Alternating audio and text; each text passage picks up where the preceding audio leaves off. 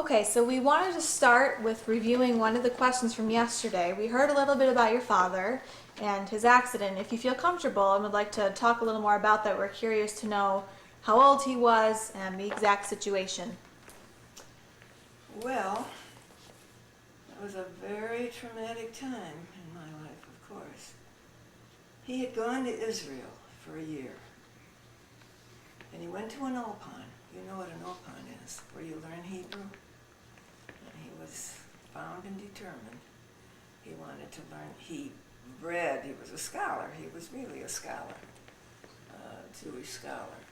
But he didn't read, he didn't know Hebrew. He didn't translate it. He couldn't understand it. Right? Is that right? He wasn't able to do conversational Hebrew. He might have known liturgical Hebrew. I don't know. Liturgical Hebrew. Where is he going? Father had gone to Israel for a year. This was his dream. And although at that time there were a lot of things going on there, we weren't real happy about his being there, but he was in a hotel, the President Hotel in Jerusalem. And we could hear shooting. And we said, "Don't you think you ought to come home?" to him. And he said, "No, it's out that window, not this window." Oh gosh. He was bound and determined to spend a year there, which he did. And it was wonderful for him. He went to an ulpan, he learned Hebrew, and he stayed at the President Hotel, which is no longer there. But he made friends, and he just had a wonderful experience, which we were very happy for him to have. My mother, who was not the original Zionist, but she had started Hadassah in Aberdeen, never got there. And I think that's why he was so determined to get there.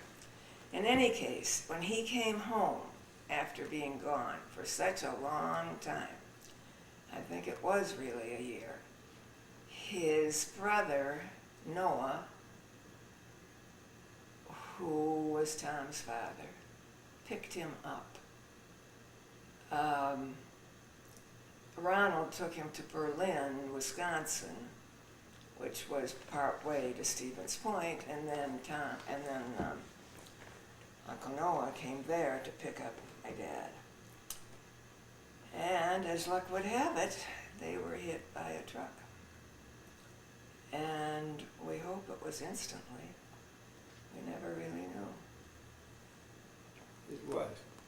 That's what we hoped, that they were instantly killed. So that was quite traumatic. Uncle Noah and my dad, they were both killed in this accident. And that left Tom with his mother in Stevens Point. And not long after, she took him to school one day, as she always did, every day, and never came to pick him up. She had a heart attack. So, you can imagine, the child was no siblings. His father never came back. His mother never came back. And there he is. We never knew it. I never knew that Uncle Joe had talked to Grandpa. Because Tom's father was not elderly, but he was older to have a young child. And he talked to Grandpa about taking care of him, of Tom, in case, God forbid, anything happened, right? So, when this happened, Sarah, who Tom was very, very fond of, he just would do anything for her, even as a small kid, as a young child. Sarah and I went to get Tom to bring him home. We drove up to Stevens Point, and he, of course, was terribly rebellious. He didn't know what had happened, and he was 10 years old. And you can imagine, that's where he had been born and raised, and he had very close people that loved him very dearly that had no children. There was one couple particularly that just smothered him with everything. And they wanted to keep him. They were older. And it was written that we should take him. So we did, with Sarah's help. If it hadn't been, I couldn't have done it myself. Sarah insisted. Sarah got him to come. That was pretty rough. Anyway, we got him home, and it took some doing, and we put him in school in the same grade as Judd in the same school, which possibly was not the smartest thing to do. In any case, that's what we did. And he stayed there until they graduated, till 8th grade. It was the Anshamet Day School. And we knew that his father, at Tom's father, wanted him to have a Jewish education. And that's why we were designated as having him, because Uncle Noah knew that in our home he would get it. He was more, Uncle Noah really loved Aunt Miriam. He was very, very fond of her. I think because she was a baby when he came from Russia and lived with us. I don't know. Anyway, but he knew that we were the ones to have him, to give him a good Jewish education, which, of course, we did. Grandpa did. So we raised him not without problems or aggravation or, what shall I say, it was very difficult. It was very difficult for him, and it was very difficult for us. You can imagine, for him to come into a family. And we're actually going to touch on that a little more later. We're going to get into all your kids. Just so another quick question about that, then we're going to move on. How old was your father when this happened? Approximately? My father was 72 years old. Okay. And how old were you? Don't go. How old were you when your dad was in the car accident? How old was I? Let's see. Well, we were married, Oh, yeah. Oh, sure. probably late 20s. No. I was older than that. No. How old was I? Oh, I would say, no. I was about 40, I would say. Okay. Okay. Thanks. Thank you. Okay, so we're gonna get into your adult life now a little bit. Oh, boy. What you did after your wedding, since that was what we last touched on. We would like to know, where was the first place you guys owned together? Owned or lived in? Lived in. We lived rented. in together, and what it was like, how long you lived there, so on and so forth.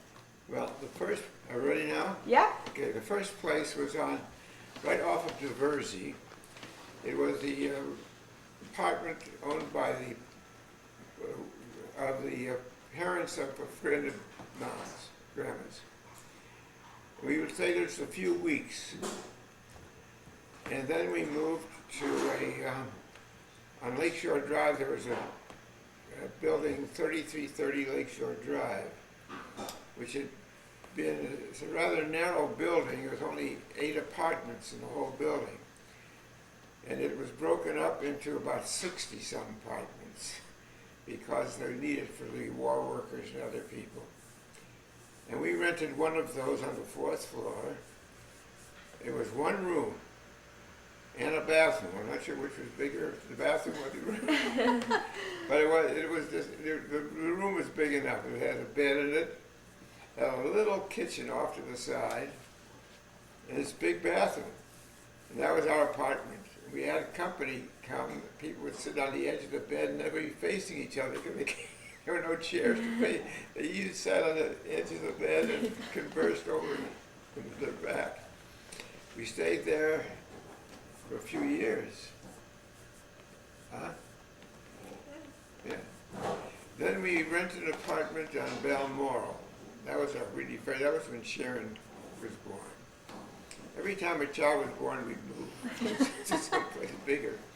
And but this was It was a nice apartment, Jennifer Apartments. Jennifer, not Jennifer. Jennifer. Jennifer, yeah, refined backwards.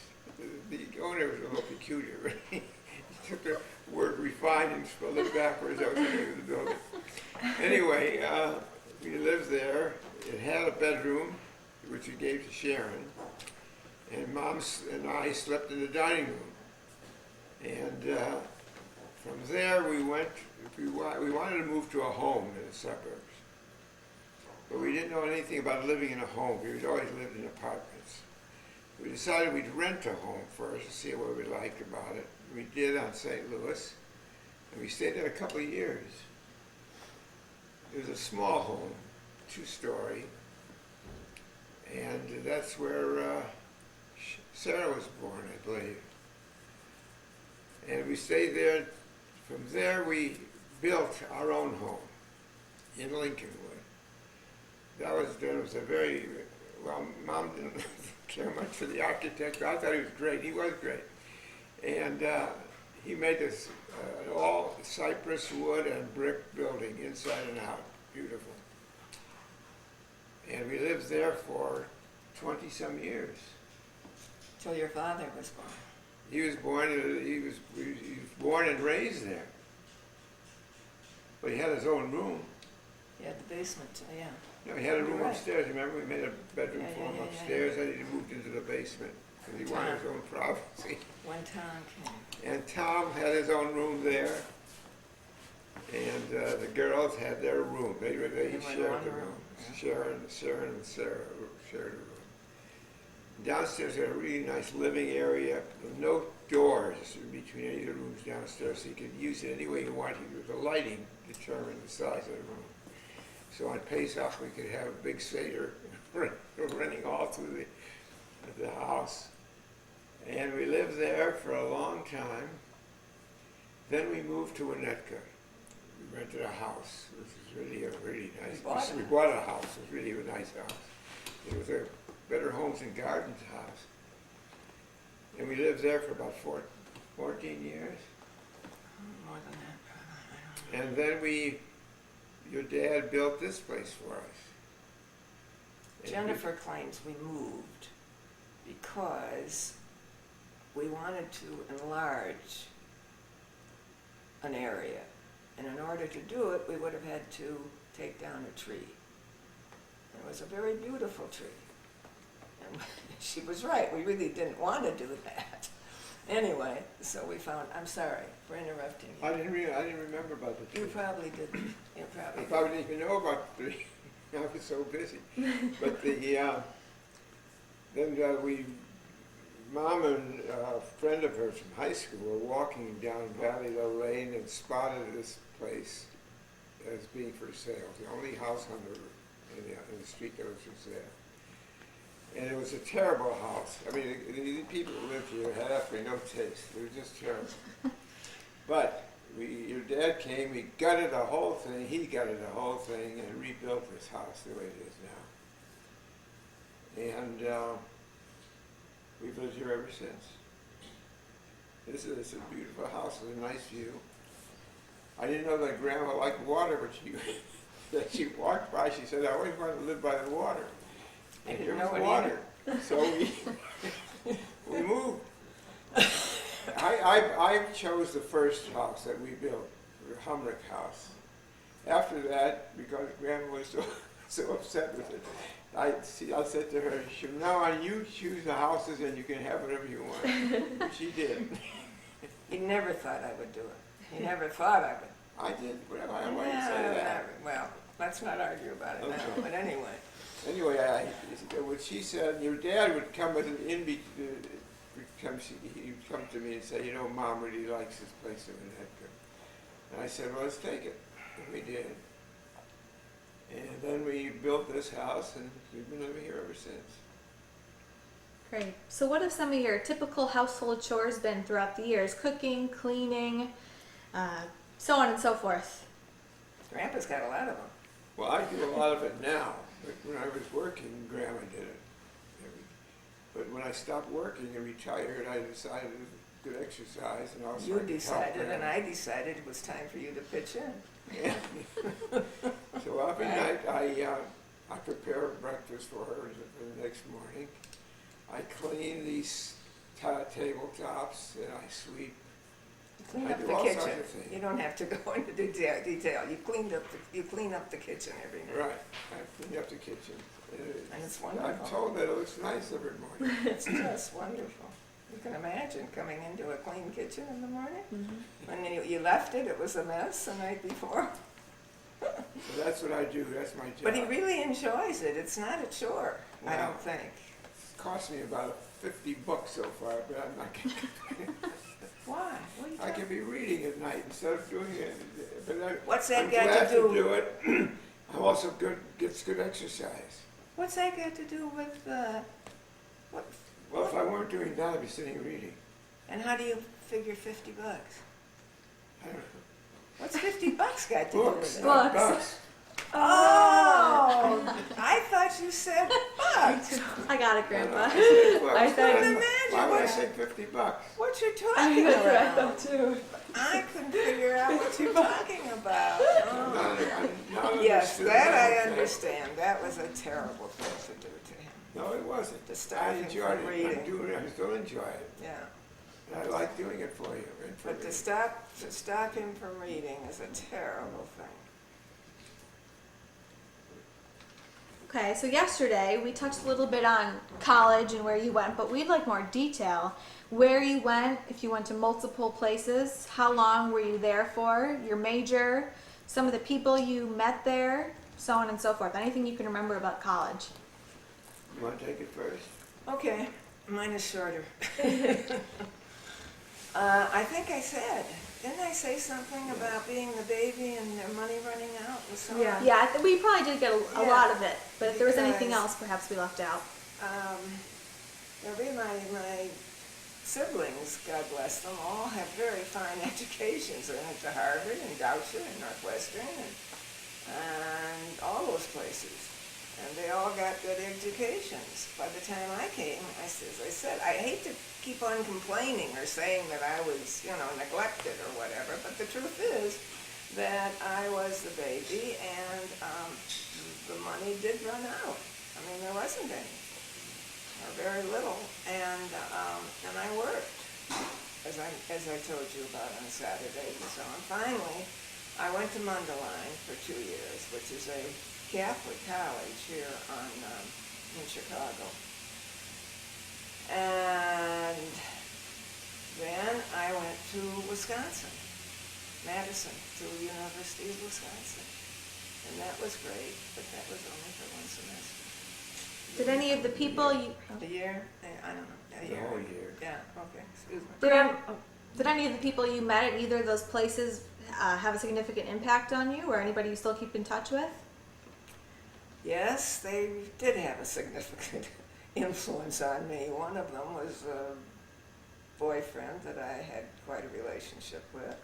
He was there, I was here before I went there. And the girl that I went to Mundelein with is the one that discovered this place. She's the one I was walking with one day around here and discovered this house. So it was very significant that we, I might tell them about Molly, not Molly Bell, her sister. what she had to do. You were good friends, and her boyfriend. Yes, I had a cousin that was about a second Oh, or third cousin. talk about him and her husband. Dolly was a cousin of mine who went to Wisconsin the same time I did, and I had a room right on the side. It was the second floor, but it was facing the sidewalk. She had a boyfriend that her parents did not want her to have, and they were very upset about it. But my room was right there, and so she used it as a meeting ground, and saw him regularly. Didn't marry him, as it turned. She did marry. She did marry. She did marry him. Before he became very wealthy, and very, very well known, very well. He became head of all the Ford operations in Europe. Wow. He became rather sharp-looking guy. I would know. We didn't care much for him. He was a little too.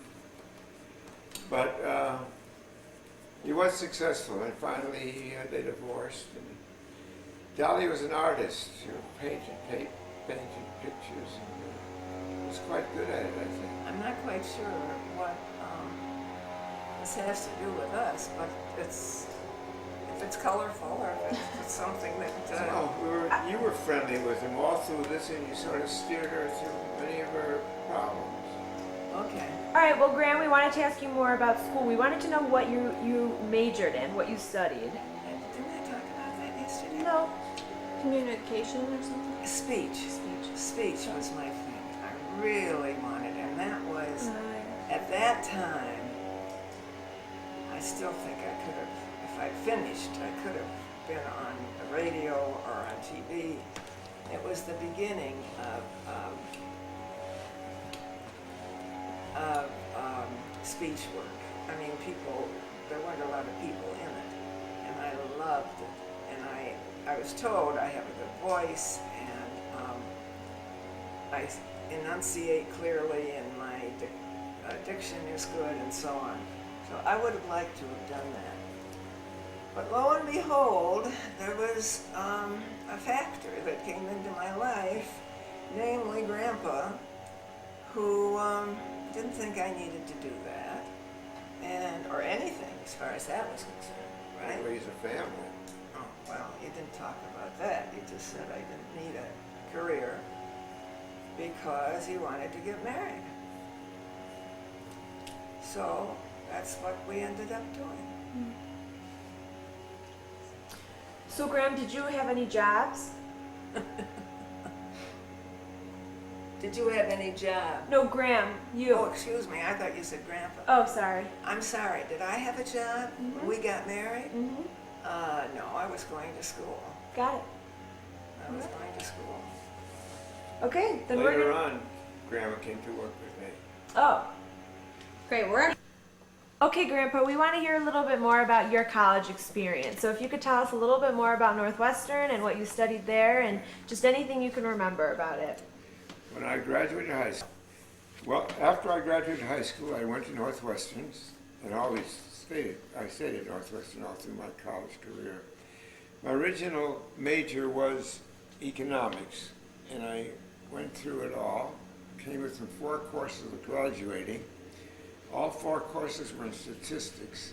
And I couldn't, the idea of taking 4 courses in statistics got overwhelmed me to me, so I switched to English literature. Now it happened that year, unlike other years, the last year of my career, my course in economics, the English department had offered a special course. It's called an honors course. It was about 13 hours. What department? And you had to start in the summer before.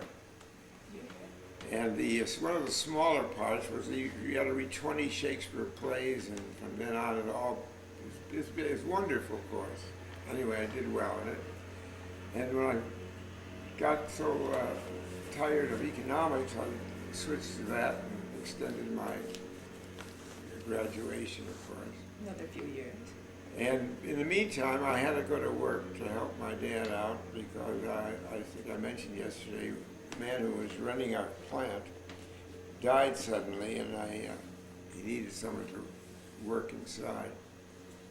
And I took over, and one thing led to another, but I stayed at Northwestern. I went to day school, I went to night school, and in between I worked, and all told, I finally graduated in 1947. I was originally in the class of 42. And then I went to night school downtown at Northwestern for a few years. By that time we were having our first child, and I had to give up school, so that ended that. And then I was getting more and more involved with the business, and it was taking more and more time. And I had to just leave that education. From then it was all self-taught. But As far as the activities, there was a student Zionist organization called the Hookah, and I was president of that when I was in Northwestern. I was in Hillel and active there. The rabbi there was a man named Rabbi Pekarsky, who was really a remarkably fine person. We got along very well. I made some good friends. Marshall Sclair, I've mentioned from time to time, who became a rather distinguished scholar, taught at Brandeis, full professor. He and I became friendly. We were in the same class, and he and I did many things together. In fact, he married, and we went to his wedding, and I won't go into that now. He married again later, and we've been friends with his widow for many, many years. I think that's about it. Was there anyone else who you met in college who became one of your good friends or made an impact on you, had a significant influence on you? Well, I don't know about influence, but for instance, one of my current friends our current friends is a man named Bob Mills, and we went to college together. There was Joe Sofer, who became a doctor. We lost touch with him eventually. Others moved away after they finished their college career, and we kept in touch somewhat. Larry, our dear friend to this day, Larry Weiss, was with me at Northwestern, then went on to Harvard, and became a Nieman Fellow, which is a journalistic achievement. Became a reporter in the New York Times and an advisor to governors, and a speechwriter for the Labor Secretary, Presidential Secretary. Anyway, we made some good friends, and we kept them. They've been with us all these years. We haven't seen a lot of them. We don't have time, and they don't have time. But it's good to have them, and we've enjoyed their friendship. That's great. Well, now we're really going to dig deep into the Sager Corporation. I mean, anything and everything you want to tell us. The origin, how it all started, who started it. The business was started by my father. He was a lawyer, but he couldn't make a living at it. And then he went to work for a meat company. And in his field, his territory, his territory where he sold meat, like, the big butchers, like, I don't know the name anymore. His territory was the steel district down south, Gary, Hammond, Whiting, Indiana. And he would go to collect his bills from the butchers and the restaurant people on Saturday night. And all the workers were out on Saturday night. And he noticed that many of them had bandages and there were injuries and so forth. And he decided that a good business would be to get them safety to protect these workers at their jobs in the steel industry and others. And he had no money. But my mother was a school teacher who had saved up a few $100s. With a few $100, he had bought a couple sewing machines and hired a man and his niece. Those were two people who were his workforce, and he went out selling. And he decided he needed some customers would pay very promptly because he had no money. He had to pay his suppliers promptly. And he picked U.S. Steel and General Motors, and sure enough, he sold them both. And that's how that business started. It grew and grew. Finally, from 2 people went to 100 people, and went to 200 people. It was growing for a while. His field was safety, and he created new standards, and together he passed that on to me. I became active in developing safety standards for the industry and new ways of testing materials, new ways of testing anything we were doing. And it became quite an efficient operation. And that increased, and our business increased with it. And that's how it happened. It just went along. year after year. Finally, we closed it, and that was the end. Can you tell us where it was located, or if there were numerous locations, and how long you were at each location for? I can't give you the times, I'd have to look it up, but our first factory was in Chicago. When my dad started, he started in a little place on Charleston Street in the old Polish neighborhood. From there we went to Central Park, and then we went from there to Western, or near Western, Claremont Avenue. And by the late 40s, we had established a pretty good labor force, but at that time, television was coming in, and in that district. In those days, it wasn't the Japanese who were doing it, it was us, the United States was doing it. And a lot of the manufacturing was done right near where our factory was. And of course, television was a much more attractive place to work. It was taking the best workers. We were left with marginal workers. So we eventually opened up outside, at plants outside of Chicago. And it eventually opened up into 3 plants, one in Wisconsin, one in Murray, Kentucky, and one in Clanton, Alabama. And that's where we made all of our products. Different products were made in different plants. There was very little duplication. We had 3 plants, total sometimes as high as 250 employees. Do you remember the year that the company was created in? The business started in 1921 in September. And in 1924, it took on the name of the Sager Glove Company, and in 1980 something, it took on the name of the Sager Corporation. And then we opened up a plant and we called it Safeguard America. The name became Safeguard America, and that was the last time we made a change. Do you know why your father decided to create this company? I know you touched a little bit on it. If there was any other reasons other than he just saw all these people and needing safety. He saw a market and he decided to exploit it, and that's what he did. Built a business to create the market, to meet the needs of the marketplace. So what exactly did your job entail? I mean, I know you touched a little bit on it, updating safety, but yeah, my first job in the business was production.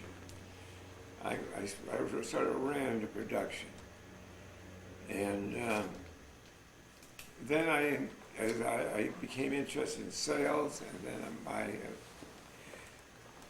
activity became largely sales and administration, and until the point where I ran the business. I was running the business in the late 60s, 1970. My father died. Yeah, 1970, I think it was.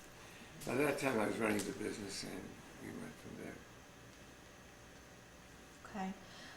What would you say are the most significant things you accomplished while you were there, and what specific products did you create? I would say that what we did, we found the best safety apparel could be made of a certain type of cotton, flame-resistant treated cotton. We tested every possible flame-resistant material in that time. We went through over 100 different products. But because of certain tests we developed, we could find that the best one was this one. And that became the standard in the steel industry, which was the most severe heat-resistant application that was called for. And from there on, it became almost universally used. Grandpa, how long did you own it for, and why did it close? I started to work when I was earlier than 20. I was in the late teens. And we worked for about 75 years. No, wait a minute. 20 to about 80.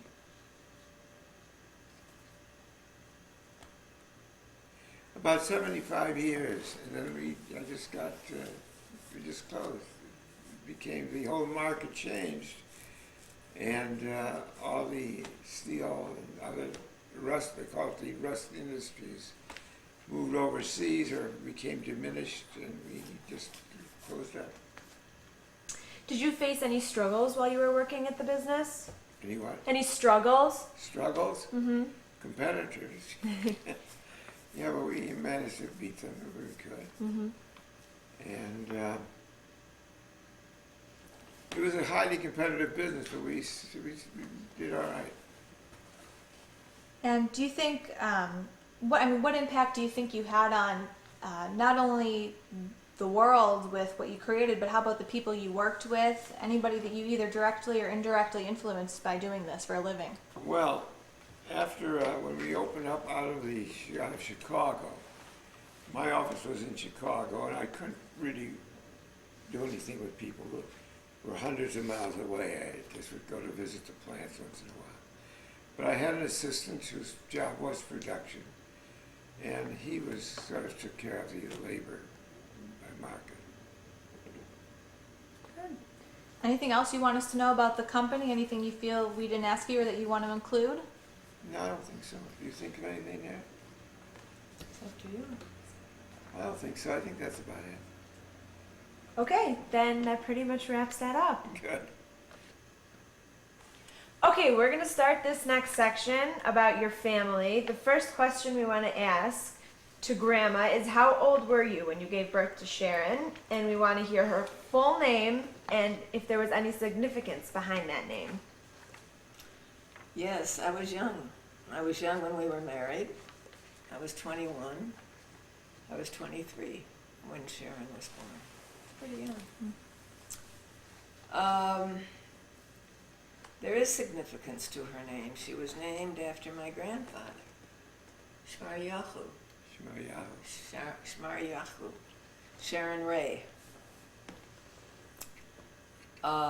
She was a wonderful baby. Oh my gosh. I never had a minute's trouble with her. Mhm. Except, she was a very good eater. And I suppose I used to do what they call stipple her. I kept giving her more milk. And she'd sleep through the night, and she was a wonderful baby. And I got spoiled. Because Sarah, on the other hand, was a complete opposite. Really a complete opposite of Sharon. We had all kinds of trouble with her. She used to rock in her bed, in her crib. We had a 2-story house.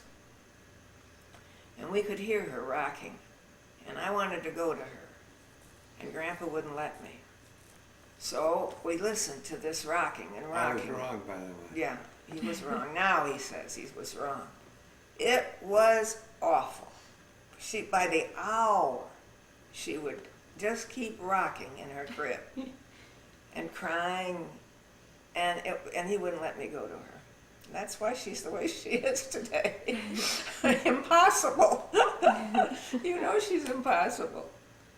She's very successful. She does everything well.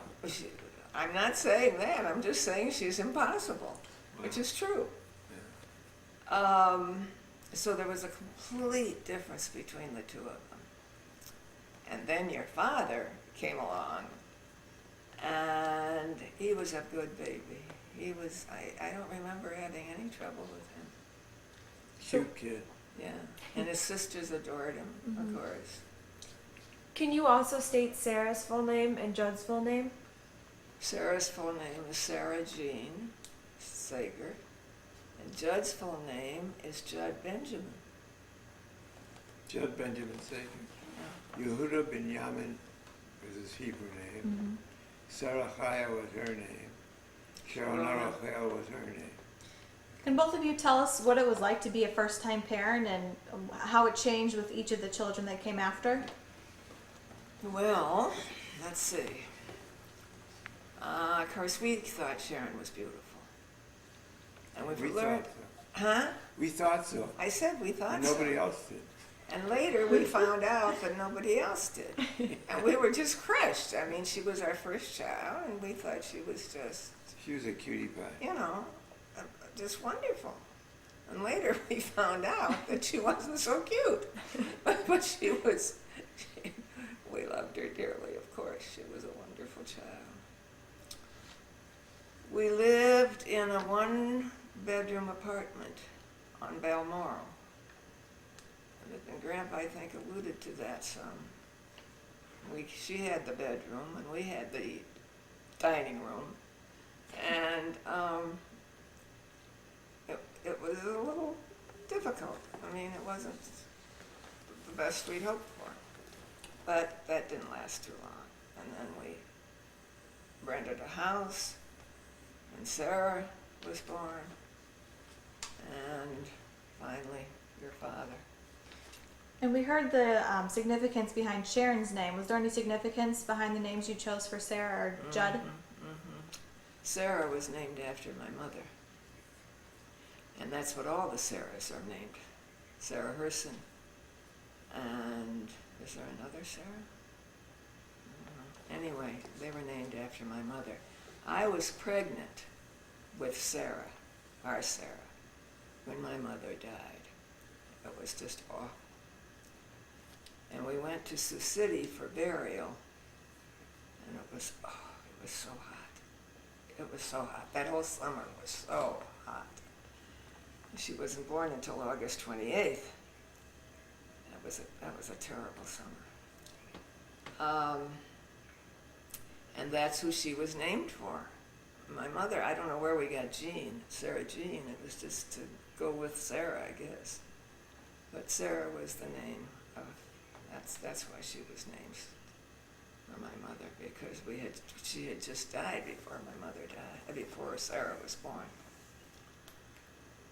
What was the rest of it? And Judd, why you chose that name? Why did we choose Judd? Just because we liked it. Grandpa picked it out. Yeah, I liked the name. He liked the name. That was a good masculine name. Yeah, and we liked it too. And there was no, because Sharon had been named after my grandfather, and Sarah was named after my mother, and Grandpa, I let Grandpa choose that name, and I thought he did well. I liked the name. Did you guys always know that you wanted 3 kids? I don't think we talked about it. In fact, I wanted 4. We did end up with And 4. then we ended up with 4. So it was just as well we didn't have a 4th. Mm-hmm. No, we had to have 3 because we had 2 girls. Mm-hmm. So we had to have 3. And then I think we would have had 4 maybe, if not for it being thrust upon us.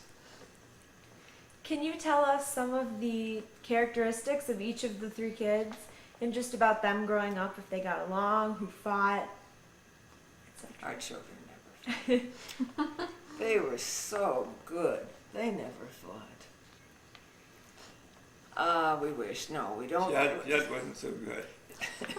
He wasn't a good student.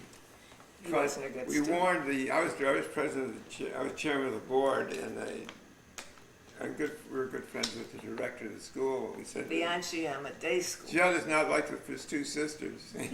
And later on he said, you warned me. He was mischievous. But he turned out fine.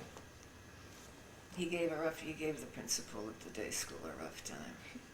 And so did Tom, the 2 of them. And then there was a 3rd friend that they had, and between all of them, this poor man was really, and here they are, the sons of the chairman of the day school, and they're giving him all this trouble. It was not great. But they came out and went on to, at that time there was just 6 grades, weren't there? No, we had graduation. Huh? We grew to graduation. Of 8 grades? 8th grade, yeah. When Tom and Judd were there? Yeah, I think so. I'm not sure, but in any case, they got a good education and straightened out and went on to high school. And then Tom right away knew he wanted to go to Whitewater. to Wisconsin. It was near where he was familiar. It was familiar ground in Wisconsin. Judd didn't go to college right away. He wanted to take time off, and he did. He took a whole year, didn't he? I think so. Yeah, he took a whole year off. And then he went to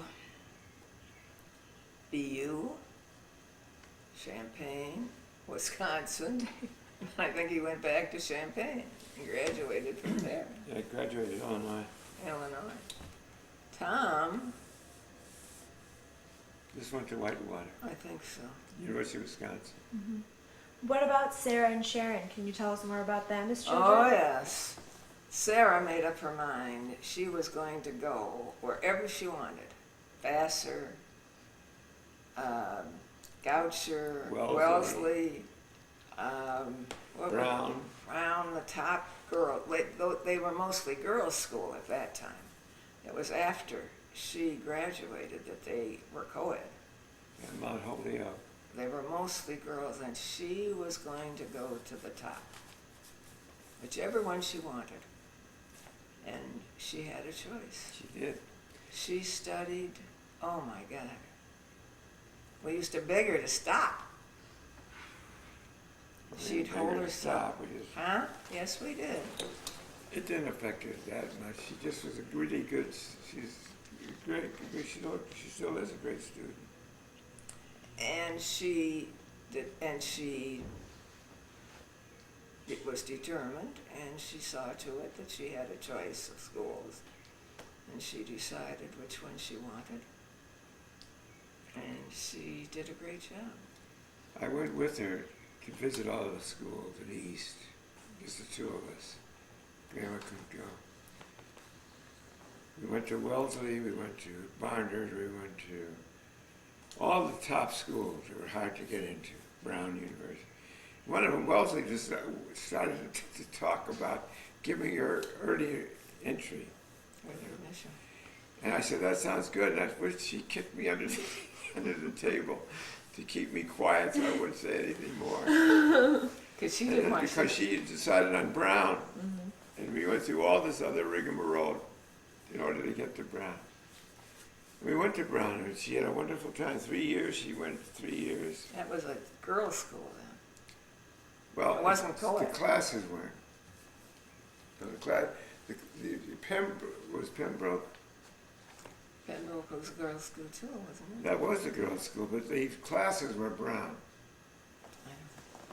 Can you tell us more about them as little kids? For example, how they interacted with each other? Did they fight? Who, liked so and so more than the others? You've heard the term bossy Sharon? Haven't you heard that term, bossy Sharon? Your father, I think, gave her that term. Whenever they were playing, Sharon would direct things, and so she ended up as bossy Sharon, thanks to your dad. I think they were normal kids. I don't think they were more aggressive or more considerate of each other than other children. No, we got along pretty well. Pretty well. Pretty Tom and Judd picked on Sarah. They didn't like the fact she studied so well, did so well. And they were made to be quiet. They had to be quiet, and they had to either get out of the house or go in the basement or somewhere where she wouldn't be disturbed. She was the queen of the house, and nobody could disturb her. I mean, she was studying. She wanted to go to college, and she wanted to go to the one she wanted to, and she could not be disturbed, and we honored that. Yeah. Well, she ended up, I think, 7th in her graduating class at high school. And she was that high in college.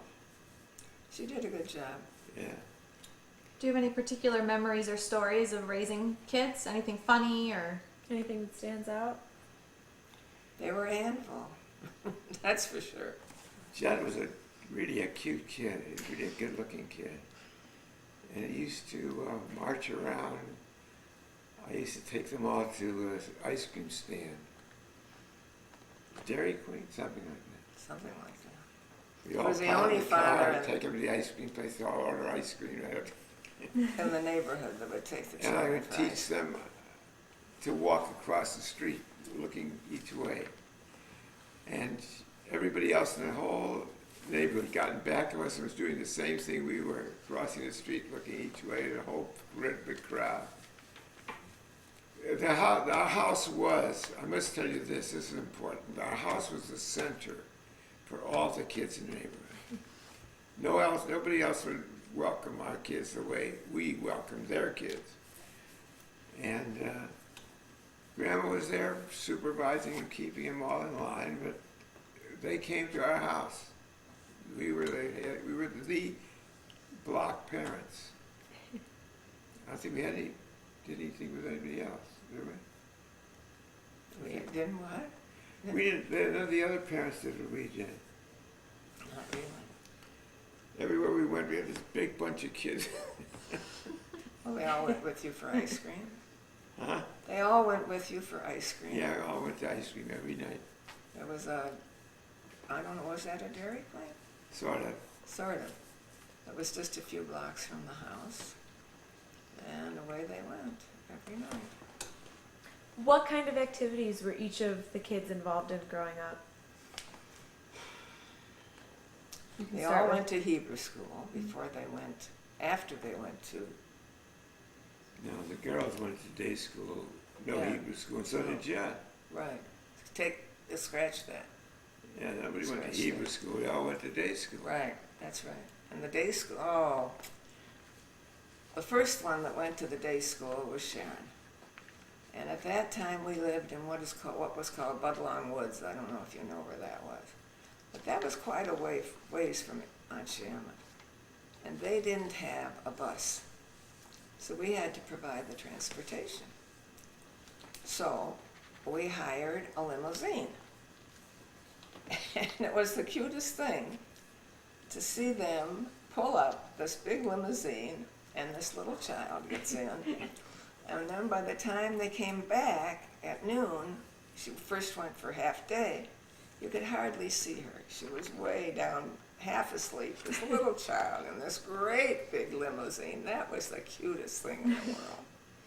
Oh, but we felt it was very important for them to get the education that the day school could offer.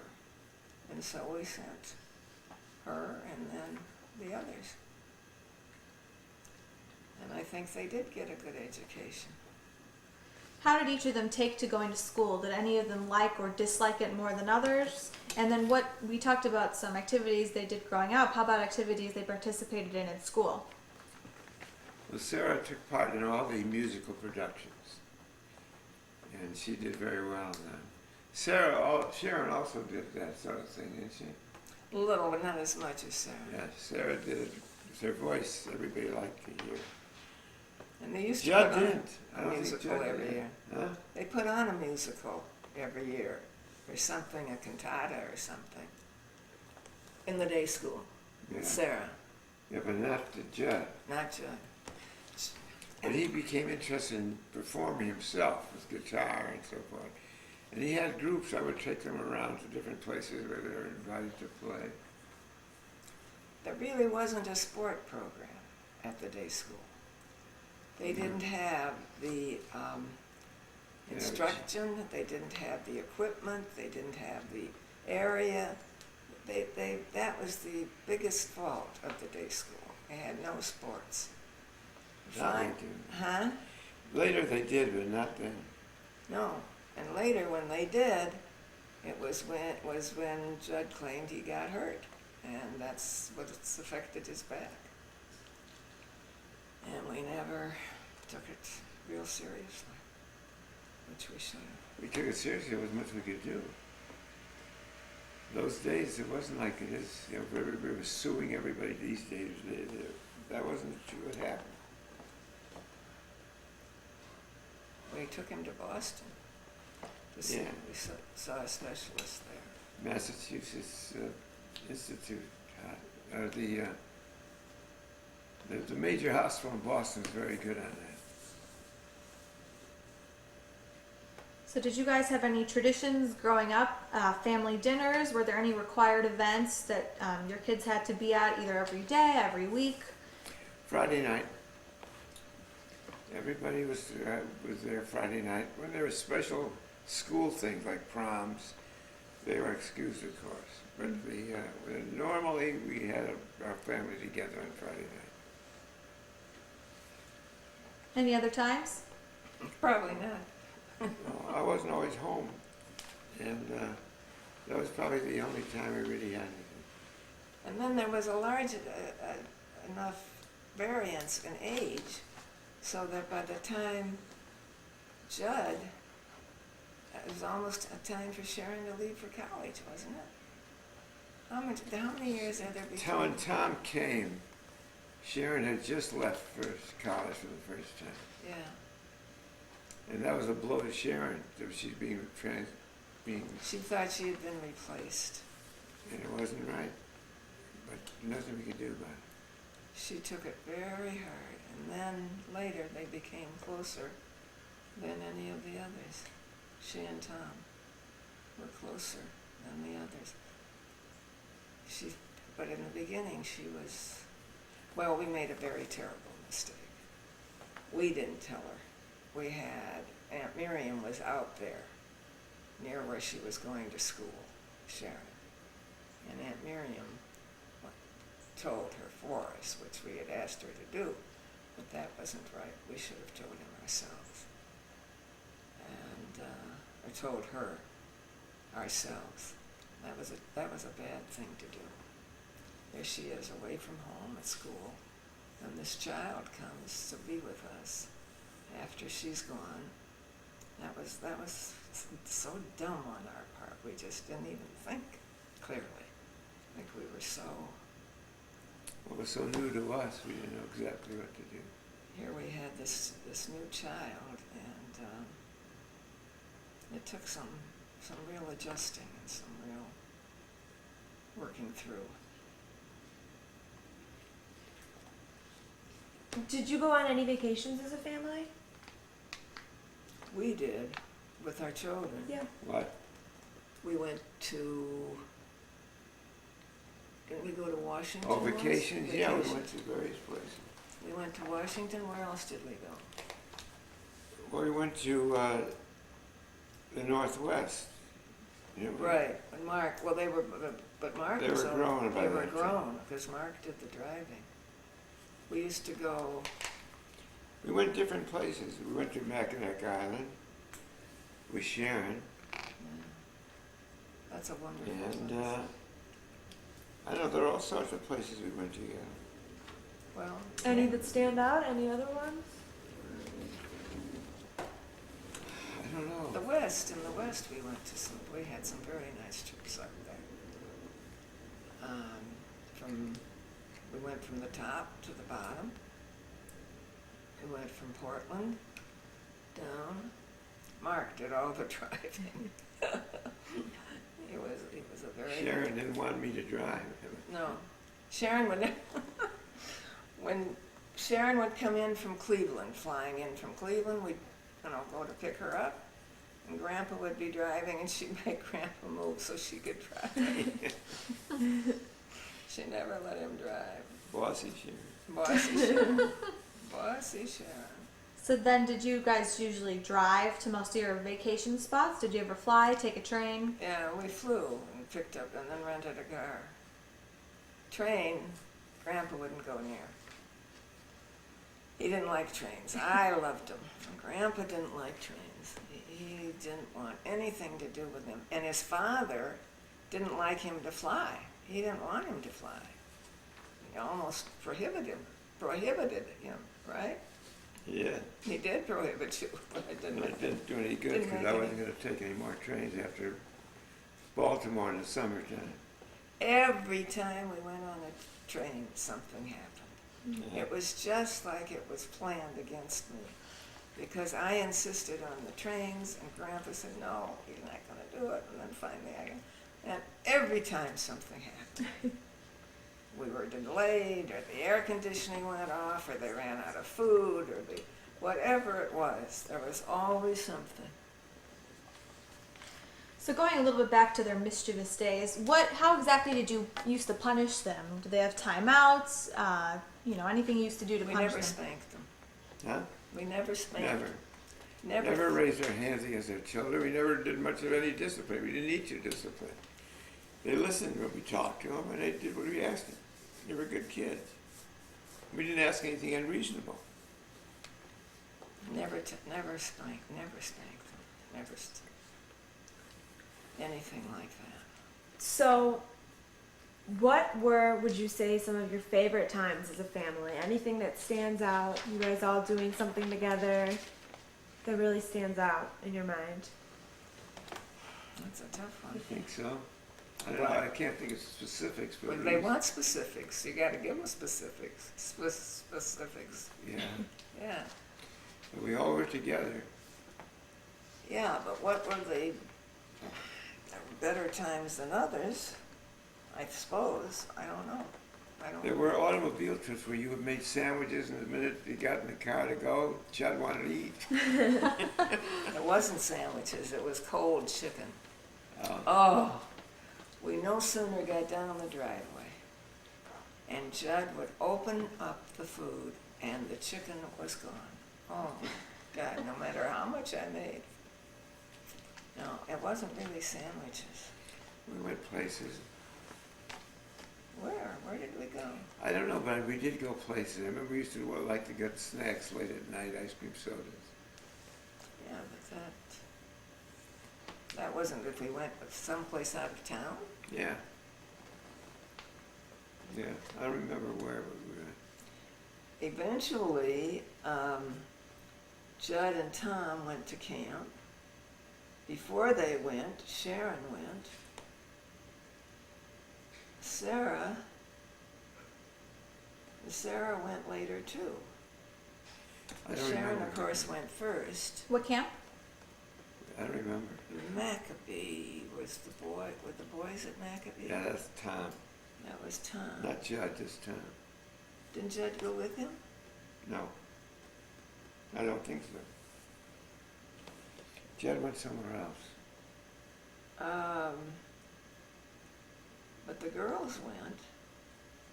Sharon went with Susan Soberoff. I don't think Sarah went to camp. Yeah, she I'll have did. to ask her. She went to a Jewish camp. Probably Maccabee or what, I don't remember the name of it. It's That's okay. terrible. It's just terrible. Just don't remember. It's okay. The next question we wanted to ask you guys was about all the kids born about mitzvahs. We want to hear about those and about what they were like, how they